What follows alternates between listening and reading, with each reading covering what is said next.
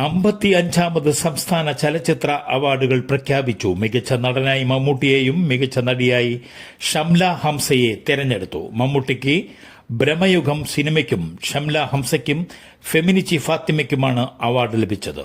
സാംസ്കാരിക വകുപ്പ് മന്ത്രി സജി ചെറിയാനാണ് പുരസ്കാരം പ്രഖ്യാപിച്ചത്. പ്രകാശ് രാജ് അധ്യക്ഷനായ ജൂറിയാണ് അവാർഡുകൾ നിർണയിച്ചത്. സിമന്റ് കയറ്റി വന്ന 16 ചക്രമുള്ള ലോറി വീടിന് മുകളിലേക്ക് മറിഞ്ഞ് ഫറൂഖ് മുനിസിപ്പൽ ഓഫീസിന് സമീപം രാവിലെ 10 മണിയോടെയാണ് സംഭവം. സിമന്റ് ഗോഡൌണുകളിലേക്കുള്ള ലോറികൾ മുനിസിപ്പൽ ഓഫീസ് മുതൽ പെട്രോൾ പമ്പ് പരിസരം വരെ പാർക്ക് ചെയ്യാറുണ്ട്.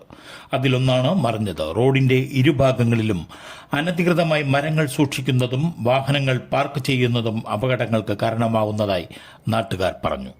നിലവിൽ ഫറൂഖ് പോലീസ് ഇത്തരം വാഹനങ്ങൾ നീക്കം ചെയ്യുകയാണ്. വടക്കൻ കേരളത്തിൽ 5000 കോടി രൂപ വരുമാനം പ്രതീക്ഷിക്കുന്ന ബോക്സൈറ്റ് ഖനനത്തിന് കേന്ദ്ര സംഘത്തിന്റെ പച്ചക്കൊടി. കാസർഗോഡ് ജില്ലയിലെ ബദിയടുക്ക, എൻമകച്ചെ, കാറുടുക്ക വില്ലേജുകളിൽ പഠനം നടത്തിയ ജിയോളജിക്കൽ സർവേ ഓഫ് ഇന്ത്യയുടെ റിപ്പോർട്ട് സർക്കാരിന് സമർപ്പിച്ചു.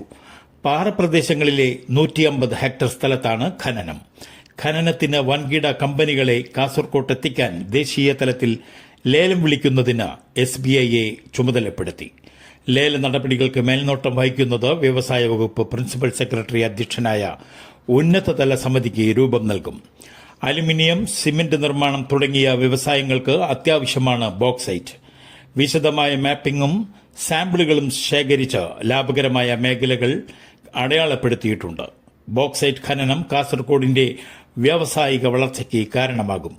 അലുമിനിയത്തിന്റെ അയിരാണ് ബോക്സൈറ്റ്. രാജ്യത്തെ ഒഡീഷ, ഛത്തീസ്ഗഡ്, ആന്ധ്രാപ്രദേശ് എന്നീ സംസ്ഥാനങ്ങളിലാണ് ബോക്സൈറ്റ് നിക്ഷേപങ്ങളിൽ ഭൂരിഭാഗവും. അനിൽ അംബാനിയുടെ 3084 കോടി രൂപ വിലമതിക്കുന്ന 40 സ്വത്തുക്കൾ എൻഫോഴ്സ്മെന്റ് ഡയറക്ടറേറ്റ് അഥവാ ED താൽക്കാലികമായി കണ്ടുകിട്ടി. മുംബൈയിലെ പാലി ഹില്ലിലുള്ള വീട്, ഡൽഹിയിലെ Reliance centre property, Delhi, Noida, Ghaziabad, Mumbai, Pune, Thane, Hyderabad, Chennai, Kanchipuram, കിഴക്കൻ ഗോദാവരി എന്നിവിടങ്ങളിലെ മറ്റു സ്വത്തുക്കൾ അടക്കമാണ് കണ്ടുകെട്ടിയത്. കള്ളപ്പണം വെളുപ്പിക്കൽ കേസുമായി ബന്ധപ്പെട്ടാണ് നടപടി. ഒക്ടോബർ 31 കള്ളപ്പണം വെളുപ്പിക്കൽ നിരോധന നിയമത്തിലെ PMLA സെക്ഷൻ 5(1) പ്രകാരം ഉത്തരവുകൾ പുറപ്പെടുവിക്കുകയായിരുന്നു. ഓഫീസ് പരിസരം, റെസിഡൻഷ്യൽ സ്കൂളുകൾ, ഭൂമി എന്നിവയുൾപ്പെടെയുള്ള സ്വത്തുക്കളാണ് ED കണ്ടുകെട്ടിയത്. കുറ്റകൃത്യങ്ങളുടെ വരുമാനം കണ്ടെത്തുന്നതും സ്വത്തുക്കൾ കണ്ടുകെട്ടുന്നതും തുടരുകയാണെന്ന് ED അറിയിച്ചു. മെസ്സി കേരളത്തിൽ വരുമെന്ന അവകാശവാദവുമായി കായിക മന്ത്രി വീണ്ടും രംഗത്ത്. 2 ദിവസം മുമ്പ് അർജന്റീന ഫുട്ബോൾ ടീമിന്റെ മെയിൽ വന്നു. വരുന്ന മാർച്ചിൽ കേരളത്തിന് വരുമെന്ന് ഉറപ്പു നൽകി എന്ന് മന്ത്രി V. അബ്ദുറഹ്മാൻ പറഞ്ഞു.